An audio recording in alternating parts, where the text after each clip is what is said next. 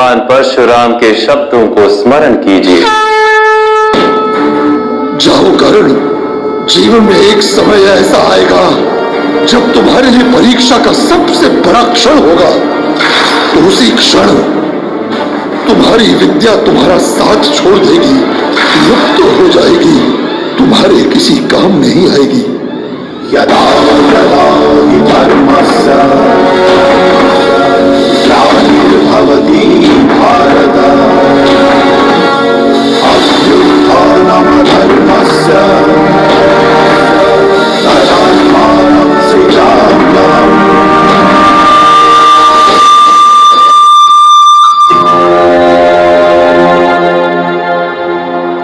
जो विद्या नीति के मार्ग पर चलकर प्राप्त की जाती है, वो संकट के समय में साथ छोड़ देती है।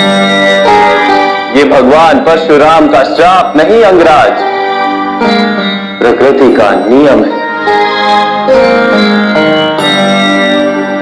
किंतु मैंने अथक श्रम किए थे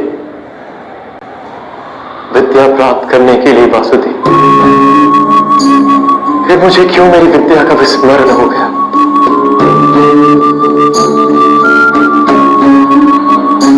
विद्या प्राप्त करने का प्रयत्न आपने क्यों किया था अंगराज? क्या विद्या का महत्व जाना था आपने? क्या विद्या प्राप्त करके समाज को लाभ देने की इच्छा थी आपके हृदय में, या केवल अपने अपमान का प्रतिशोध लेने हेतु आपने विद्या प्राप्त की? वास्तव में विद्या प्राप्त करने हेतु श्रम की तो आवश्यकता ही नहीं होती, केवल एकाग्रता और समर्पण पर्याप्त है। ज्ञान तो आत्मा का सहज गुण है, और आप बुद्धिमान हैं। आप ही बताइए, विद्या ग्रहण करते समय मन एकाग्र क्यों नहीं रहता?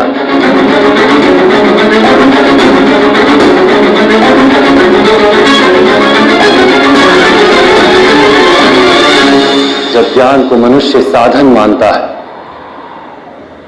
किसी अन्य वस्तु को प्राप्त करने हेतु ज्ञान ग्रहण करने निकलता है, तब ज्ञान ग्रहण करते समय उसका मन स्थिर नहीं हो पाता। ज्ञान उसकी आत्मा का गुण नहीं बन पाता। जैसे रंग वस्त्र का अपना गुण नहीं होता, इसीलिए सूर्य प्रकाश में तपकर रंग छूट जाता है। जो व्यक्ति अमूल्य ज्ञान का मोल जानकर ज्ञान प्राप्त करता है, वो उत्तम बन जाता है। किंतु जो व्यक्ति कुछ और प्राप्त करने के आशय से ज्ञान प्राप्त करता है, वो जीवन भर श्रेष्ठ बनने की स्पर्धा में लगा रहता है, किंतु उत्तम नहीं बन पाता। आपने भी ज्ञान प्राप्त किया किसी आशय से, भगवान की शरण में रहकर भी आपका मन शांत नहीं हुआ। आप प्रतियोगिता करते रहे कहीं दूर बैठे अर्जुन के साथ। मैं लौटूंगा, पर इतना विश्वास दिलाकर जाता हूं कि मैं भारतवर्ष का सबसे श्रेष्ठ दोनों दल बनकर लौटूंगा, और आपके सभी शिष्यों से श्रेष्ठ बनूंगा मैं। ज्ञान प्राप्ति का आपका आशय ही अनुचित था, तो इस विद्या का विस्मरण कैसे नहीं होता अंगराज? कैसे नहीं करता मैं प्रतियोगिता वासुदेव? कैसे समझौता कर लेता अपने जीवन के साथ? ये समाज निरंतर ही मेरी संभावनाओं को कुचलता रहा है, मेरी शक्ति को सम्मान नहीं दिया, मेरे स्वप्नों को स्वीकार नहीं किया,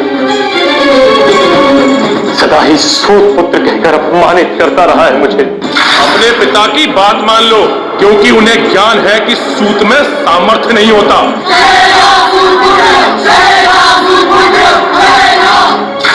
ईश्वर की दी हुई संभावना मनुष्य का अधिकार है वासुदेव, और ये समाज किसी को उसके अधिकार से किस प्रकार वंचित कर सकता है?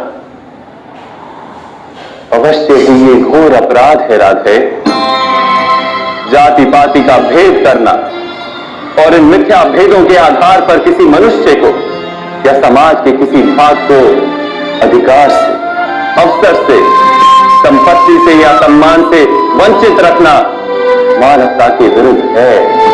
तो फिर मेरा क्या दोष है वासुदेव? यदि मेरे मन में असंतोष चलना, यदि मैंने प्रतियोगिता की, यदि मैंने बलपूर्वक अपना अधिकार प्राप्त करने का प्रयत्न किया, तो मेरा क्या दोष है वासुदेव? एक समय था अंगराज जब पृथ्वीर के पुत्र कार्तवीर अर्जुन नाम के एक क्षत्रिय राजा ने महर्षि जमदग्नि की हत्या कर दी। महर्षि के पुत्र ने क्या किया जानते हैं आप?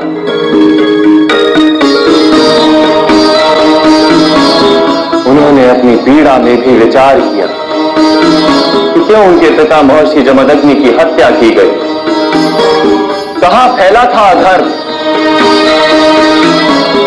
उन्होंने अपनी पीड़ा का विस्मरण कर दिया,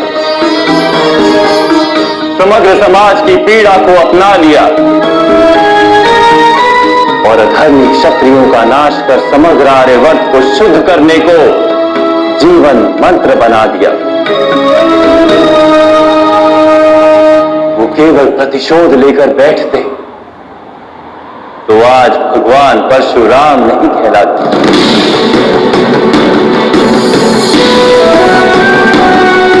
राधे, आपको जो दुख और अपमान मिले वो वास्तविक थे, किंतु आप उन्हें अवसर बना ले तो समाज का उद्धार होता और आपका कल्याण होता।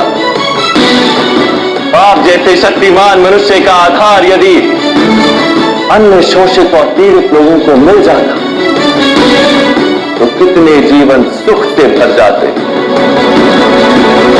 आपके पास संभावना भी थी, सामर्थ्य भी था और उस पीड़ा का अनुभव भी था, किंतु आपने अपना जीवन उन्हें समर्पित नहीं किया।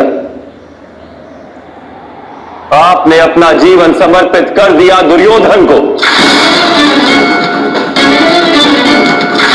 जिसके पक्ष में केवल अधर्म था और कुछ नहीं।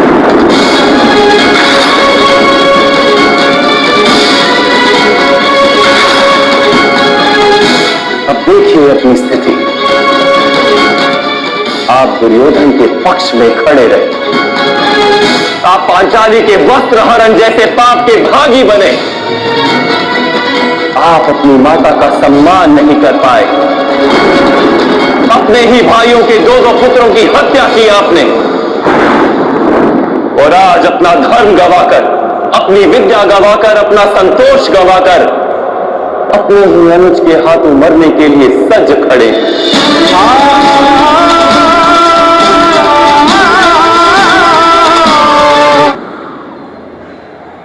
आप यथार्थ कह रहे हैं वासुदेव।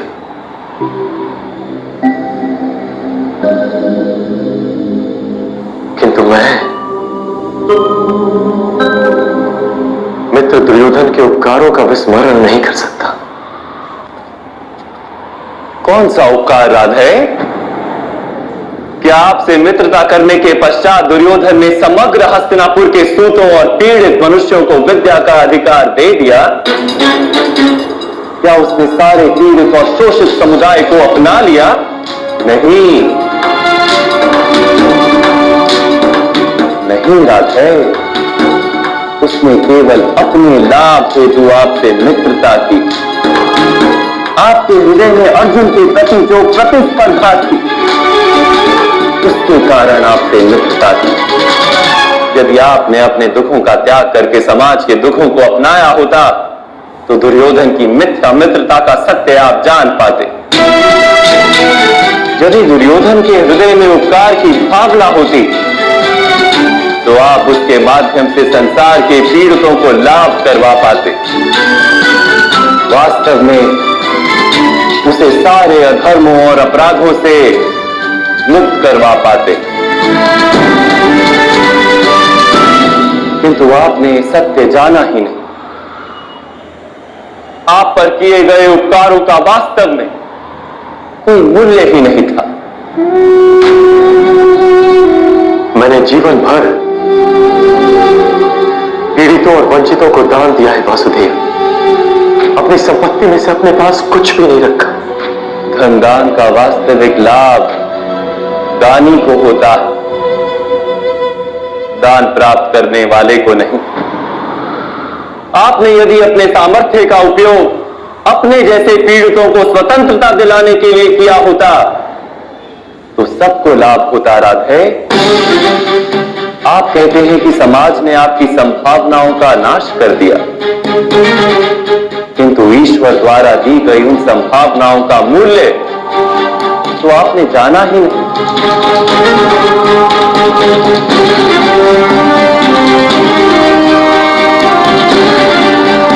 एक सत्य जान लीजिए, जो व्यक्ति समाज के लिए जीता है उसे स्वयं ही लाभ होता है, किंतु जो व्यक्ति केवल अपने लिए जीता है वो स्वयं को और समाज को दोनों को हानि पहुंचाता है। कुरुक्षेत्र में आज जो विध्वंस हो रहा है उसका कारण ना दुर्योधन है और ना ही मामा श्री शकुनी। ये पाप 3 महारथियों का है, महामहिम भीष्म, गुरु द्रोण और आप राधे। आप तीनों ने यदि अपने माने हुए धर्म का त्याग करके समाज के कल्याण का विचार किया होता, दुर्योधन को सहायता नहीं दी होती तो ये युद्ध भी नहीं होता।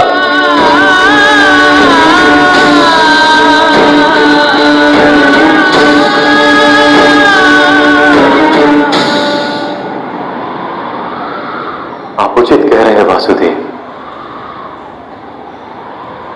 इस समाज को जितनी हानि अधर्मियों से नहीं होती उससे अधिक हानि धर्म जानने वालों की निष्क्रियता से होती है। इस महायुद्ध का पाप हमारे सर है।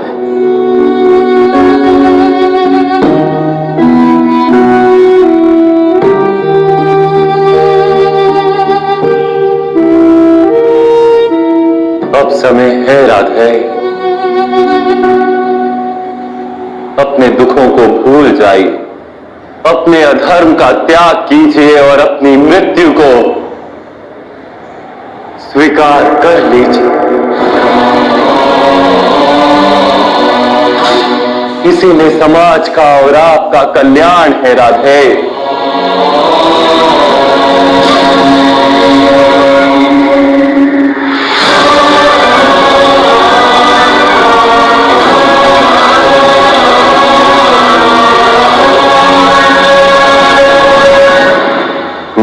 आदेश स्वीकार करता हूं वासुदेव,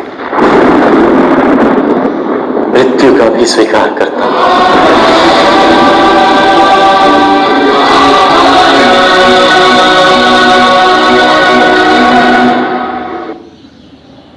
मेरी माता कुंती से कहिएगा कि वो मुझे क्षमा कर दे, और पंचाली से कहिएगा मैंने अपना रक्त बहाया है, उसके अपमान के लांछन को धोने के लिए। बस एक प्रश्न है वासुदेव, क्या मेरे सामर्थ्य का परिचय कभी भी नहीं हो पाएगा?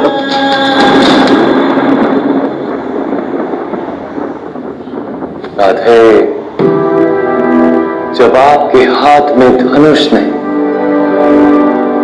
आपके रथ का पहिया भूमि में धंसा